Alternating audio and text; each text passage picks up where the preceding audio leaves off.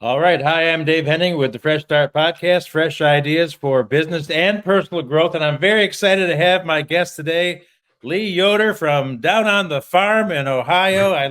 I grew up on my grandfather's farm, so warm spot in my heart for living on the farm. So welcome. Good to have you with us. And I want to give a big shout out to Dave Foster, my young life buddy who was on my podcast a couple of times, for referring me to you. So let's go ahead and get started. Tell us a little bit about kind of your background. I've been on your website and got the story, the down. What do you say? Download. That's an old fashioned word. Mm. So anyway, let me stop talking and tell us about yourself. Yeah, sure, Dave. Happy to be here. Yeah, I did grow up on a farm. My wife and I and our kids, we kind of have a mini farm now, so we're like pretend farming. We're trying to get there. We'd love to get more land, but that's expensive, as everybody knows. But yeah, I grew up on a farm. Then I went to a small college, played some football, and got a degree. Well, undergrad, it was in physical therapy. Had to go to grad school then for 3 years. They make us get our doctorate in physical therapy. So I came out a physical therapist and was working in an outpatient clinic. Like that was fun work, but we had to be open later. So, if you and I, Dave, when we get off work, if we want to go, we're going to go after work. So we had to be open later. And so as my wife and I were starting our family, I thought, this isn't the best schedule. What else is there? And so a year in, I started doing home health physical therapy where I'm driving around to people's homes, treating them. And that was a great schedule. So my wife loved that. It was great for the family. I just got really bored pretty fast. So just felt like, well, this is not what God created me to do. Got to be something else. So I think divine intervention would have it. I was with a company that I didn't really, I didn't do as much research as I should have, but it was actually a staffing company. I came on as a contract therapist, which was fine, but they ended up bringing me in the office as a clinical director. I jumped at that opportunity. They asked me to do that. And so I'm now managing therapists, and pretty soon I'm doing no physical therapy. I was just managing a bunch of therapists. I was doing a lot of like director of operations type of stuff. I was selling, doing sales, all that kind of stuff. And it was a startup company. So I was really helping build a division. So now, Dave, I'm in a spot where I love the work I'm doing. I feel like, man, this is what I was created to do. Unfortunately, it was kind of the other end of the spectrum as far as good for the family. So now I'm, really working, a lot more hours and a lot less flexibility. So whereas my home health job was perfect for the family, but I wasn't fulfilled, wasn't challenged. Now I'm challenged, fulfilled. It's exciting, and it's not great for the family. So, did that for a couple of years though, and really enjoyed a lot of it, learned a lot, but just started getting to a point where I'm I don't know if I'm going to do this for the long haul. Maybe there's something else out there, but I do not want to go back to home health physical therapy. And I thought, is that my only choice, is to do a job that's great for the family, but I don't enjoy it, or do a job that I really enjoy, but not great for the family? And so we're just kind of wondering what else is out there, and, start reading some business books. People refer me to Read Rich Dad, Poor Dad. And that book for me and others were there is a different way. There is another option. Your options aren't just to work a job, and maybe it's a job that's good flexibility, or maybe it's a job that's really consuming and what's good for your family. There's a whole different way to do things. And in part, entrepreneurship is what I kind of got from that. So I thought, well, what else, what is there? And then, the real estate too, because I grew up kind of around that. My dad's in construction. I grew up doing construction stuff. So real estate kind of spoke to me. So yeah, I started talking to some other people of how could I get into real estate? And I had a buddy of me that gave some good advice. And he's like, how could you get more flexibility in your job? Well, again, my current job, where I was kind of climbing the corporate ladder, working for a startup company, there was no way to get more flexibility. I mean, you really had to be all in on that job, which is kind of what I liked about the job, but didn't give me the family life. So I decided, Dave, to go back to home health physical therapy, which was a job that I did have a lot of flexibility, a lot of margin. But in that, I was going to do real estate on the side. I was going to start a real estate side hustle. So I left that job at the end of 2016. In the fall of 2017, I got my first house to flip, started doing real estate on the side, been doing it ever since. Now I do it full time and we buy apartment buildings. So a lot in between there, but that's kind of my story in a nutshell. Yeah, well, you actually have figured out a very unique way to do this with the threefold concept, and basically managing whole apartment complexes, which is different from the typical. Well, Grant Cardone does a certain amount of that kind of stuff. Yeah. I guess he's got a bunch of them. Yeah. But all that to say, you figured out a way to go. Tell us what threefold means. Yeah, sure. It's over my shoulder here, but I don't know if you can see it in the camera. But it's from the book of Ecclesiastes, and what it talks about in Ecclesiastes in this verse is that one man will easily fall, two men might be able to hold up, but a three cord strand is not easily broken. So three people together or three parts are really make it strong.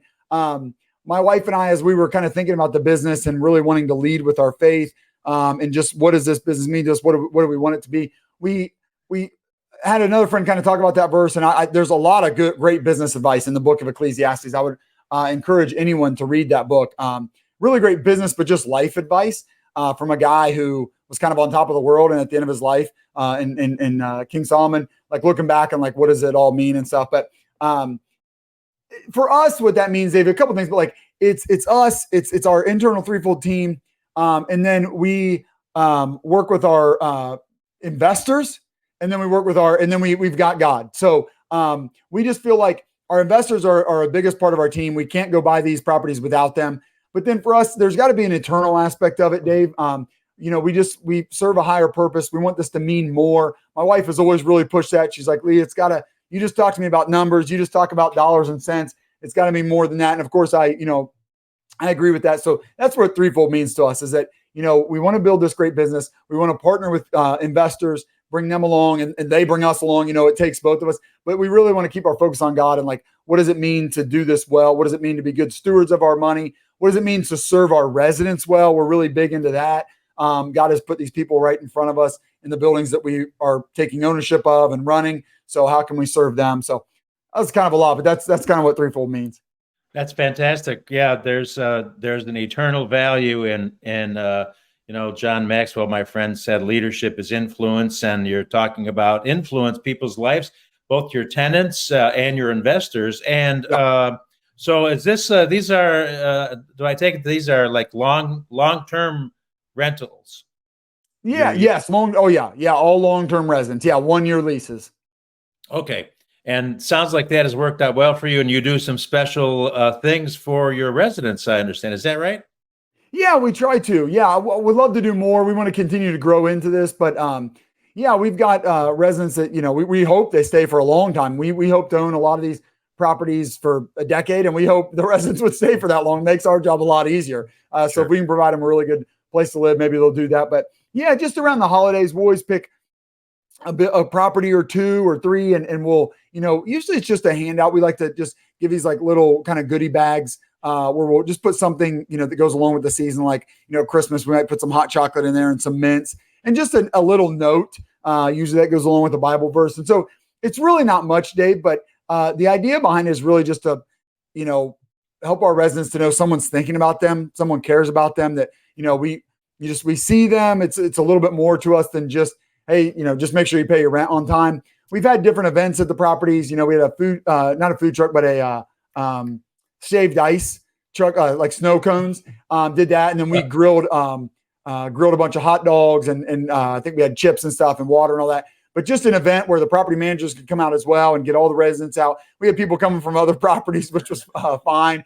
Because they heard about it. But we've done a Christmas event at one where we're just handing out, again, hot chocolate, coffee, cookies that we had made and stuff like that. And the residents really like that. So yeah, just things like that. When we had a fire at one property. So we gave some gift cards to those residents, just try to help them, through that time. And anytime we do like a bunch of construction projects, we try to do like a thank you for your patience gift, just because we just did that at one, because we did the parking lots and we did the roofs, and that's going to benefit the residents. I mean, they're probably happy about that, but it's a lot of noise, and they couldn't park in the parking lot for a couple of days. So, we did kind of like a thank you and just some cookies that said thank you and our logo and stuff like that. Again, and kind of a nice note to just let them know we're thinking about them and they mean something to us. Well, the verse that pops into my mind is going the extra mile. Mm-hmm. And that's what you've done in this respect. You're connecting with people. You're in touch with them. You're honoring them. Yeah, I hope so.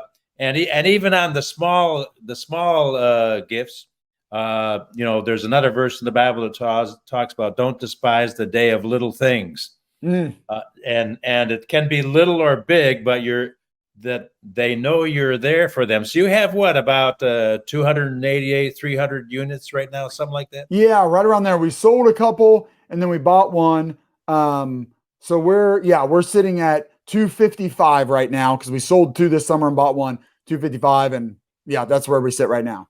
So does this still involve like flipping houses as well? No. Nope, just apartments. Yep, we're all in on multifamily now. And then what does this look like on the investor side of things? Tell us a little bit more about how that. Yeah.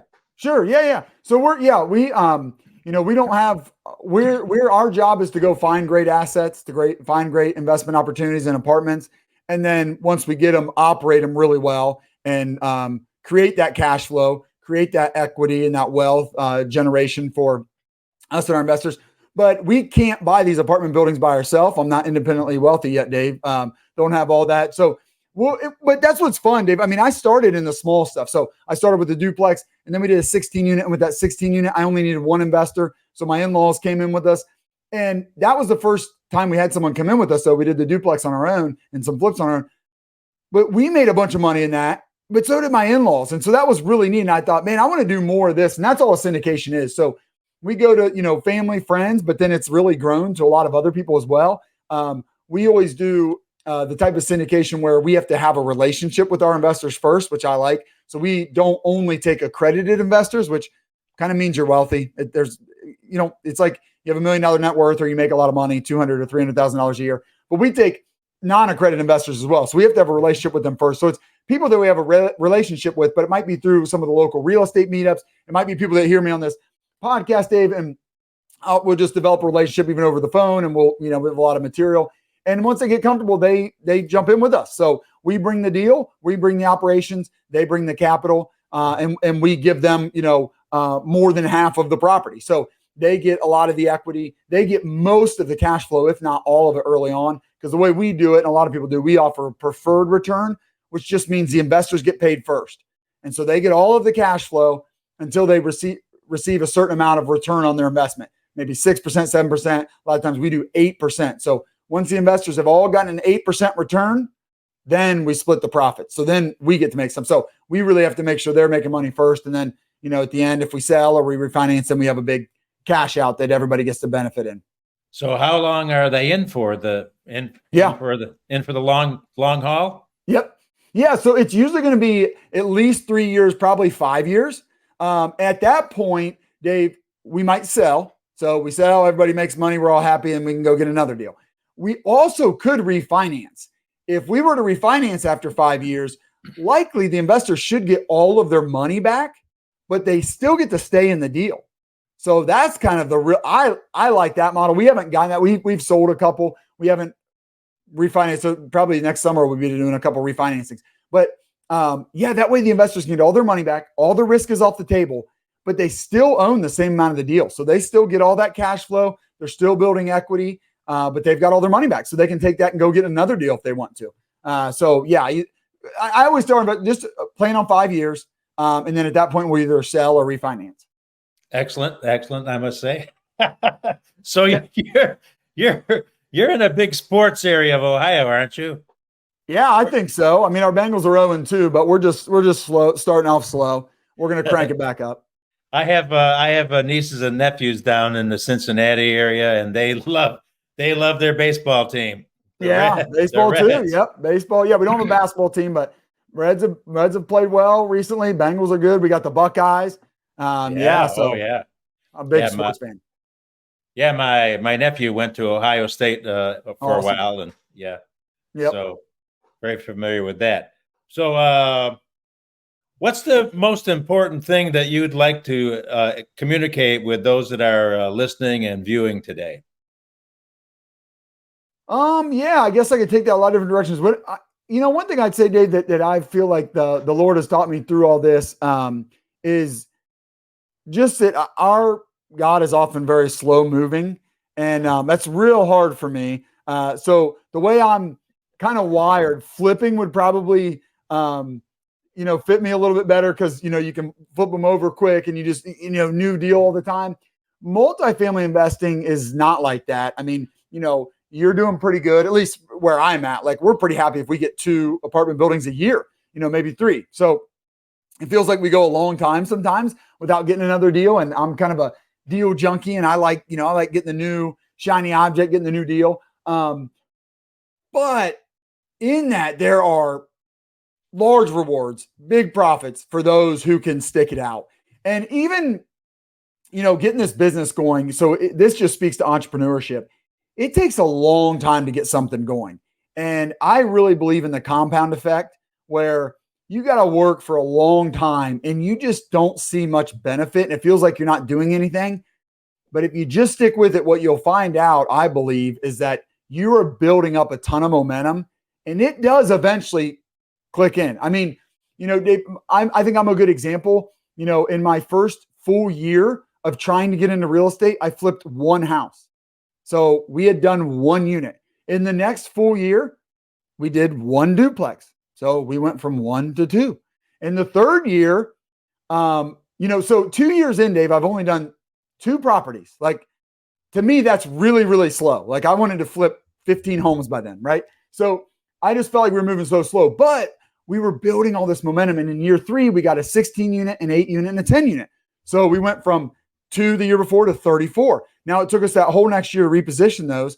But the year after that, we went out and bought 188 units in apartments. So, after 2 years, it felt like I'd made very little progress. But then, boom, we just kind of hit this speed burst in year 3. And then it took another year to get that. But then we're off to the races doing apartments. And, after 2 years, I could have never dreamed where we'd be today. It felt like we were moving so slow, but I stuck with it. I kept plowing ahead. And I just felt like God was teaching me that, sometimes it takes a long time, but you got to stick with it. And man, that's just really true in business, especially entrepreneurship, I think. So I would just encourage people in that because you might be trying to get something started and it might feel like you're not making any progress because you don't have sales yet, or you haven't bought property yet, but man, if you're doing all the right things and you just keep doing it, you're building momentum. It's going to take off at some point. I interview a lot of entrepreneurs from around the world, Silicon Valley and all over the place. Yeah. And it's kind of like the old joke. He was an overnight success after 30 years. Yes. Oh, 100%. Yeah, absolutely. That's exactly what it is. Well, Albert Einstein said the 7th or 8th wonder of the world is compound interest. I know. But then the book of Romans, it talks about the persistence and perseverance. Yep. And keep moving forward, and that all ties together. There's so many, some people might not understand the book that we've come to love as our personal lifestyle, but there's so much massive wisdom to be found in a book, in the book that is the bestseller, the number 1 bestseller in the entire world after 2,000 plus years. Yeah. What else can I talk about here? What question should I ask that I haven't even asked you yet? Can you think of a question that you'd like to answer? Yeah, the big thing on my mind, David, just as far as entrepreneurship goes, like I've really been trying to make the transition over the past 6 months, even the past year, going from being a solopreneur to a CEO of a company. So we've kind of got off the ground. When I was doing the flip and the duplex, of course, that was just kind of by myself and with my wife, me and my wife. And, then, we did the small multifamilies and we brought in some investors but it was still just my wife and I. Then we started syndicating and I got a business partner, but we were still very like solopreneur. It was just us. We weren't building a business. We weren't hiring people. Now that we've gotten some properties, and we actually brought property management in house, which is a whole nother can of worms, but it's going well. And I don't love doing it, but I love that we're doing it. I think it's really good for our residents and our investors. And I think it's going to be good for us as a company. But I'm trying to shift now, Dave, to like really trying to think like a CEO, not try to have my hands in everything, but train other people. And I'm really not a great teacher or manager. So I'm really working on that because I just realized like I'm going to reach my ceiling. Maybe I already have of what I can really do where I'm the one, like the puppet master controlling all the strings. Like I just really have to start handing stuff off. And it's been a tough transition. I don't think of myself as like a control freak. And I think in a lot of ways I'm not. I'm pretty quick to hand stuff off, but I just still like, I'm just not that good at it yet.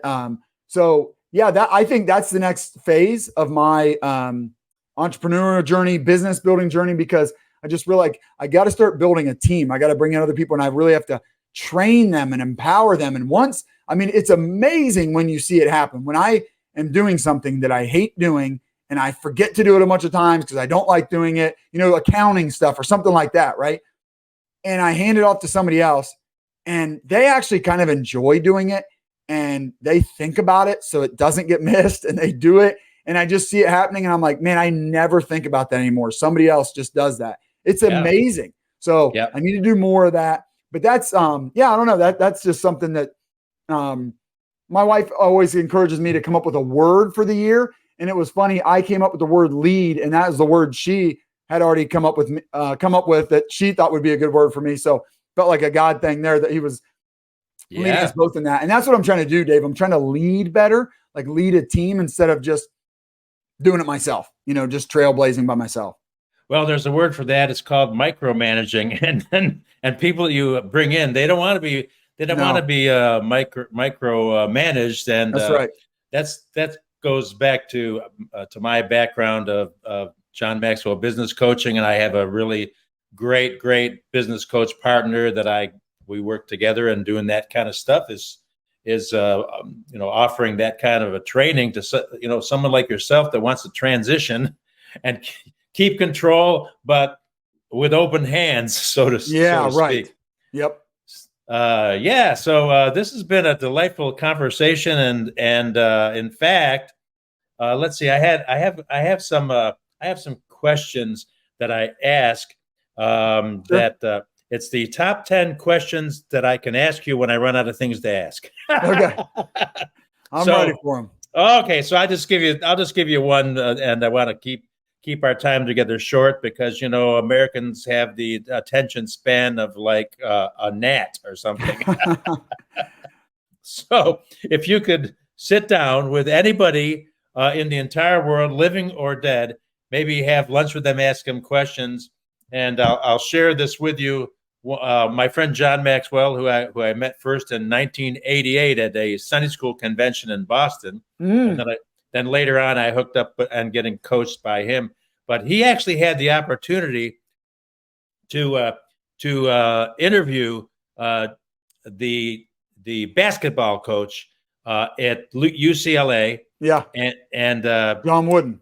John Wooden, the John Wooden. Yep. And John Maxwell's the kind of guy, he says, if I can interview or talk with somebody, he wrote down like 4 pages of questions to ask, so he wouldn't be going out there like just asking questions off the hip kind of thing. Yep. And I guess John Maxwell or John Wooden. John Madden, that's a video game. Yes. Well, yeah, he's a real person too. Yeah. So John Wooden, I guess, invited him to stay for 3 or 4 days, and was, he's just the most endearing Christian brother, and that's how. Cool. Yeah. So all that to say, my question is coming full circle back to what I'm going to ask you. If you could sit down with anybody in the world, alive or dead, you could sit down with, have lunch or dinner, or just ask any questions you want. Who would that be? that you could Yeah, just I mean, meet with everybody? for me, it would have to start with Jesus. That person, God in human form. Yeah, that's the easy answer for me. Just yeah, he's my Lord and Savior, and that's I'm trying to walk like him. And he lived an incredible life. I mean, almost regardless, what you believe, he was a person in history. What you believe about him, and lived at an incredible time, and lived an incredible life, and is still, yeah, best-selling book is about him, and some of the other best-selling books like the Quran also talk about him. Yes. So That's yeah, right. just almost regardless what you think of him, just fascinating person, incredible wisdom. But for me, he's like way more than that. So it would be him. Yeah, man. Beyond that, I'm a sports guy, so I could think of sports guys I like. I'm an investor, so I could think of stuff like that.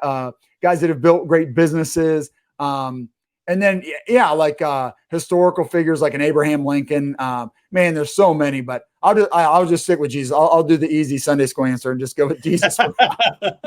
Well, the gospel according to John. John was his, that he was his best buddy. He traveled with him to, the Mount of Configuration, a lot of amazing things that he personally witnessed. And at the end of the very end of the book of John, it says that if everything we know about what we witnessed we wrote down, there would not be a library big enough to hold all the books. Yeah. So all of the Matthew, Mark, Luke, and John, and all the things that the Apostle Paul wrote are just really, snapshots, 30,000 right. views of what we could really know about this man that gave his life so we could have eternal life, and he rose from the dead, and he lives today. So that's pretty amazing.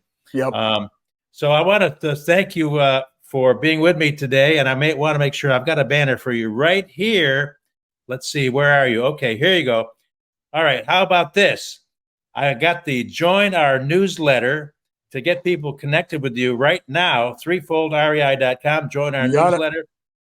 Creating passive income with a focus on faith and family. So I really appreciate you being with us today, and we'll kind of close things out here in a second. But thank you so much appreciate you being with me, man. Yeah, my pleasure, Dave. Thanks for having me.